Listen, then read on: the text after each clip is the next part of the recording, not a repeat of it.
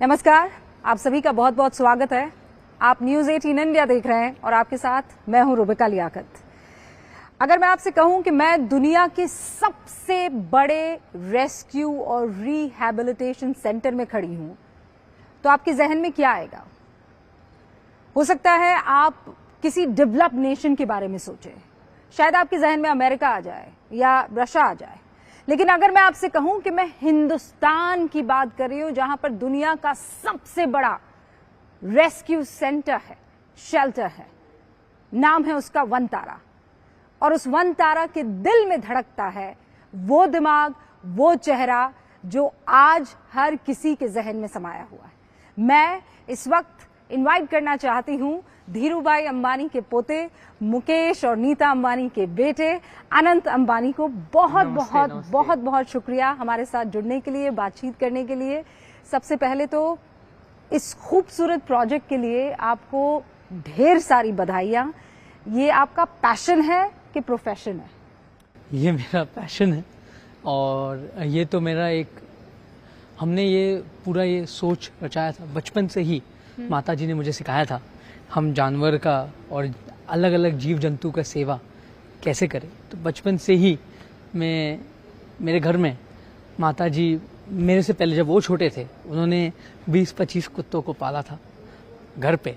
और मुंबई के लिए वो तो बहुत बड़ी बात होती है 20-25 कुत्ते घर पे फ्लैट में रखना। सेंटा क्रूज में रहते थे वो उनके शादी से पहले।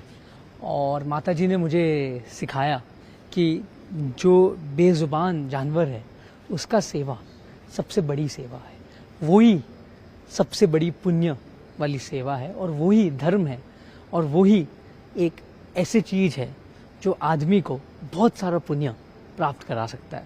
तो इस विचार से हमने ये काम बचपन में हमने डोमेस्टिकेटेड एनिमल, जो पालतू जानवर है, गाय, भैंस, बकरी, मुर्गियाँ, खरगोश, जो सुअर, सबसे हमने चालू की थी।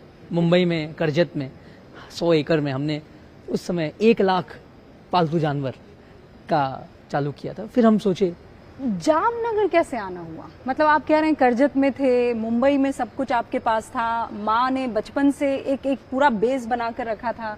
अनंत अंबानी जामनगर कैसे आ गए?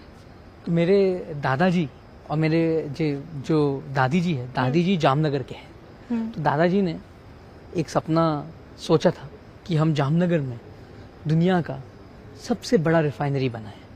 पिताजी ने वो सपना साकार की, दादाजी की। पिताजी ने यहाँ खुद जामनगर में 10 से 12 साल रहकर ये रिफाइनरी बनाई, जो दुनिया का सबसे बड़ा रिफाइनरी है। अब यहाँ न्यू एनर्जी का भी एक बहुत बड़ा कॉम्प्लेक्स बनने जा रहा है जानवरों के लिए। इसके लिए सोचा मेरे माता जी ने जामनगर में 1000 एकड़ पर एक जंगल खड़ा कर दिया। आप तो एयरपोर्ट से आए होंगे, तो आजू बाजू में आपने देखा होगा कि पूरा बंजर जमीन है, बट यहाँ आप देखोगे तो आपको झाड़ ही झाड़ देखा जाएगा।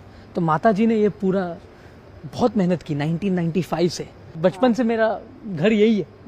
मैं जितना मुंबई का हूँ उतना जामनगर का हूँ।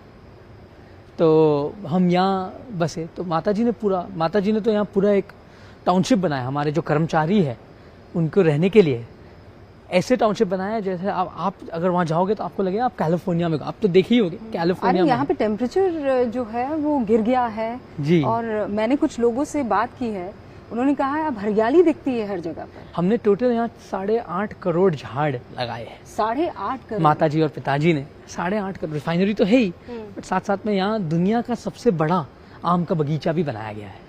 वो जो तस्वीर हमने देखी थी, कॉन्डोलीजा राइस के हाथ में एक बास्केट था, उसमें केसर के आम थे, और कहा गया था कि वो धीरूभाई अंबानी के बाग से आए हैं जी। लेकिन अनंत अंबानी ने ये कब सोचा कि यहाँ पर तो जब मेरे पापा हमें हमेशा जंगल ले जाते थे, रणथंभौर, गिर, बांधवगढ़, काजीरंगा, पेंच, हम सब बचपन में जंगल। पापा खाली एक ही समय पापा हमें छुट्टियां में लेके जाते थे, वो जंगल होता था। हम और कहाँ छुट्टी जाते ही नहीं थे, जंगल। तो हमें वाइल्ड लाइफ से बहुत प्रेम था। फिर जैसे जैसे मैं बड़ा होते गया और मैं समझता गया, मैंने सोचा कि वाइल्ड लाइफ के लिए कुछ काम किया जाना चाहिए। मैं मेक्सिको गया, तो मेक्सिको में तो सर्कसेस अभी भी अलाउड थे। मेक्सिको में ऐसे थे कि शेर के लिए खाना नहीं था और शेर भूखे मर रहे थे। तो मैंने सोचा कि हमें कुछ करना चाहिए। भारत में रोड एक्सीडेंट से तेंदुआ गिर जाता है, रोड एक्सीडेंट से कभी कभी टाइगर जो बाघ है उसको चोट पहुंच जाती है, भालू जो रीछ होता है उसे भी कभी कभी बहुत दिक्कत में आ जाती, कभी एक्सीडेंट हो जाता है, कभी कुआं में गिर जाता है, कभी तो कैंसर हो जाता है। तो हमें ये सोचा कि वाइल्ड लाइफ के लिए, पशु के लिए, जो हमारे जो साधारण पशु है, जो फार्म एनिमल्स जिसे हम कहते हैं, उसके लिए तो बहुत सारे लोग काम करते हैं, वाइल्ड लाइफ के लिए बहुत कम लोग हैं। मैंने इसीलिए वाइल्ड लाइफ के लिए कुछ करने का सोचा। तो जब अनंत अंबानी के मन में ये विचार आया तो वो पहला शख्स कौन था जिसे आपने जाकर ये बताया कि मैं ऐसा कुछ करना चाहता हूँ, और उसका रिएक्शन क्या था? मम्मी थे। मम्मी को मैंने बताया तो मम्मी ने पहले कहा कि इसीलिए आपको टीम जरूर है, अकेले आप नहीं कर सकते हो, तो आप एक टीम खड़ा करिए। पापा के पास गया तो पापा ने बोला कि अगर करना है तो दुनिया का सबसे अच्छा करिए, करना है तो जो भी करना है दुनिया का सबसे अच्छा होना चाहिए तो ही आप करिए, और इससे जानवरों का भला होना चाहिए। अगर आप जानवर का भला के लिए करना चाहते हैं तो जानवर, बट करना है तो दुनिया का सबसे अच्छा। तो मैंने तो ये से दुनिया प्रेरणा का ली। सबसे अच्छा, मैंने बहुत कोशिश की, आपने तो पूरा घुमा ही होगा। मैं आप अभी तो मैं दुनिया का अच्छा बोल, क्योंकि अभी तो आप खाली 10 या 25% ही खत्म हुआ है, बहुत समय लगेगा। और मुझे अपने दर्शकों को अगर आनंद जी ये बात अगर मैंने नहीं बताई तो ये नाइंसाफी होगी। पिछले 7 घंटे से अनंत अंबानी हमारे साथ है, हम पूरे इलाके में घूम रहे हैं। इनफैक्ट अभी तो हमने आनंद जी खुद बता रहे हैं कि 40% ही घूमा है। कितना बड़ा ये इलाका है, यहाँ कितने आप जानवर लेकर आए हैं, कितनों को बचाया आपने? अभी तक हमने ये 2000 से 2500 एकड़ में बनाया है रेस्क्यू सेंटर। यहाँ का हॉस्पिटल जो है इसमें 6 सर्जरी सेंटर्स हैं, इन पेशेंट वार्ड है, आउट पेशेंट वार्ड है, MRI मशीन है जो मेरे हिसाब से इंडिया में एक ही है, CT स्कैन है जानवरों के लिए, रोबोटिक सर्जरी मशीन्स है, लैब है जिसमें 100 से ज़्यादा वैज्ञानिक काम करते हैं, और लैबोरेटरी स्पेशलिस्ट भी यहाँ काम करते हैं। मतलब वो सुविधाएं ऐसी हैं कि आप किसी शानदार 5 स्टार जो ह्यूमन बीइंग्स के हॉस्पिटल होते हैं वो भी कम पड़ जाएंगे। मैं सच बता रही हूँ, इतनी शानदार यहाँ पर सुविधा है। लेकिन कितने जंगली जानवरों को आपने रेस्क्यू किया है? अब तक हमने यहाँ 25,000 से ज़्यादा जंगली जानवरों को रेस्क्यू किया गया है, और हमें बहुत सारे जानवरों का ध्यान भी रखा गया है। हम यहाँ से टीम्स पूरे भारत में सब जगह भिजवाए, जूज में भिजवाए, फॉरेस्ट डिपार्टमेंट का बहुत सारे अलग अलग फॉरेस्ट डिपार्टमेंट का हमने मदद की, उन्होंने भी हमें बहुत सपोर्ट किया।